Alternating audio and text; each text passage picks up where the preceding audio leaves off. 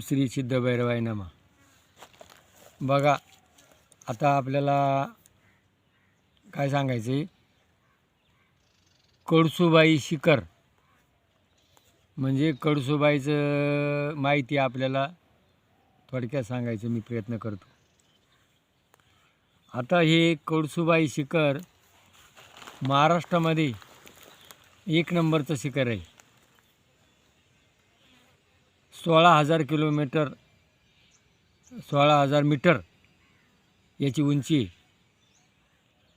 आणि त्याच्याजवळ त्याच्या परिसरामध्ये भंडारदरा, रंधा फॉल, सौरतीर्थ, शुक्लतीर्थ, सिद्धभैरवनाथ देवस्थान. सिद्धभैरवनाथ देवस्थान हे कळसूबाईच्या डोंगराच्या पायथ्याशी आहे. आणि ह्या परिसरामध्ये 150 सेंटीमीटर पाऊस पडतो. आणि ह्या परिसरात सगळे डोंगर भागात आदिवासी लोक राहतात.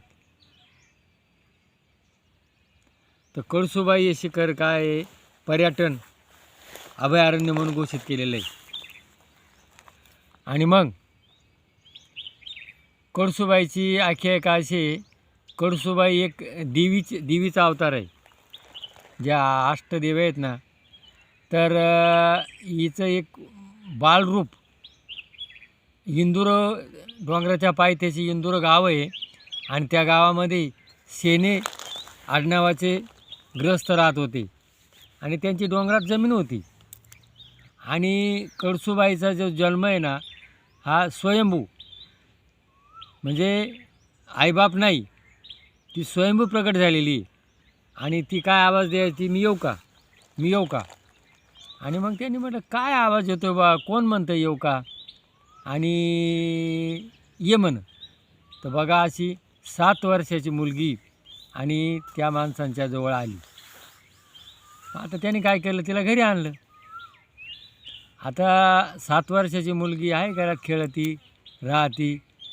आता मुली हळूहळू मोठी होत गेली. तिनं सांगितलं होतं का माझं लग्न करायचं नाही,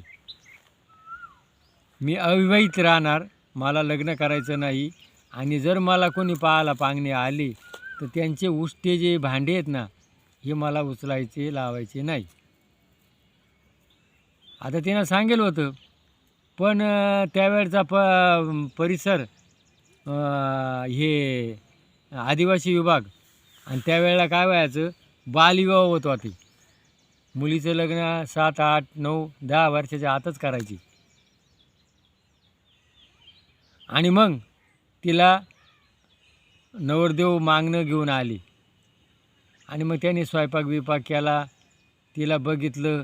आणि मग ते जे उष्टे भांडे होते ना, आता ते काढायचे ना, तिला झाडून काढायला सांगितलं नव्हतं तिनं. आणि ते म्हण हे झाडून काढ, हे भांडे फेक. ती म्हण फेकू का, फेकू का. तिनं ते भांडे घेतले, फेकले आणि ती निघून गेली. डायरेक्ट निघून गेली. आणि ती गाड्यावर जाऊन तिथं बसली. आणि मग तिचा पाठलाग केला. आणि ती ज्या वेळेला तिथं गाड्यावर गेली, ते यायचे सगळे लोक तिला बघायला गेले. आणि तिथे गेल्यावर ती काय झाली, अदृश्य झाली. तिथे काय त्यांना ती दिसली नाही. आणि मग त्या लोकांनी ज्या जागेला ती अदृश्य झाली होती त्या जागेमध्ये अशी एक मूर्ती तयार केली. आणि ती मूर्ती आजही आहे. तिथे लोक जातात, मनोभावे तिची पूजा करतात. काही मनोकामना पूर्ण होतात, इच्छा पूर्ण होतात. आणि तिथून संपूर्ण कोकण याच्या समुद्राच्या खाड्या दिसतात. आणि सगळ्यात उंच शिखर म्हणजे कळसूबाई. तर अशा या कळसूबाईची थोडक्यात माहिती आहे. तर ही देवीचा अवतार आहे, स्वयंभू देवी. ही नवसाला पावती पर्यटन ठिकाण आहे. इथं या. मग पर्यटकाकरता मी काय सांगितलेलं आहे, आता इगतपुरी तालुका काय सांगितला आहे, दक्षिण काशी. आता दक्षिण काशी कसा, इथं पूर्वी काशीला जायला लोकांना त्यावेळेला वाहनं नव्हती. आणि मग इथं त्र्यंबकेश्वर येथे गंगा आली, तिथं भागीरथानं तप केलं, तिथं पिंडदान होतं. आणि जे 12 ज्योतिर्लिंगापैकी ही ज्योतिर्लिंग आहे. इथं ब्रह्म विष्णू महेश इथं आहे. वारकरी संप्रदायाचे निवृत्तीनाथ इथं त्यांची समाधी आहे. दृष्टी पडता ब्रह्मगिरी तया नाही यमपुरी, आणि अशी ही ब्रह्मगिरी डोंगर आहे. आणि मग कावनई कपिलधारा तिथं त्या कपिल ऋषींना आईला उपदेश केलेला आहे. आणि मग सर्व तीर्थ टाकेत इथं जटायूला सर्व तीर्थाचं रामाना पाणी पाजलेलं आहे. श्रीव होणारा अन्याय त्यावेळेला दूर करणारा असा कोण पक्षी जटायू तिथं त्याचं मंदिर आहे. आणि मग शुक्लमुनी आपला गुरुला राम भेटावा म्हणून निष्काम सेवा केली शुक्लमुनीचं मंदिर आहे. जी टाकीची प्रतिक्रिया ती इथं आहे. रंधाफॉल धबधबा आहे. कळसुबाई शिखर आहे. आणि सिद्ध भैरवनाथ देवस्थान हा शंकराचा अवतार आहे. आपलं कुळदैवत आहे. हे सगळे पर्यटकाकरता एक दिवसामध्ये हे 7 ठिकाणं करून पर्यटक घरी जातो. या आपलं मन रमा आणि घरी जा.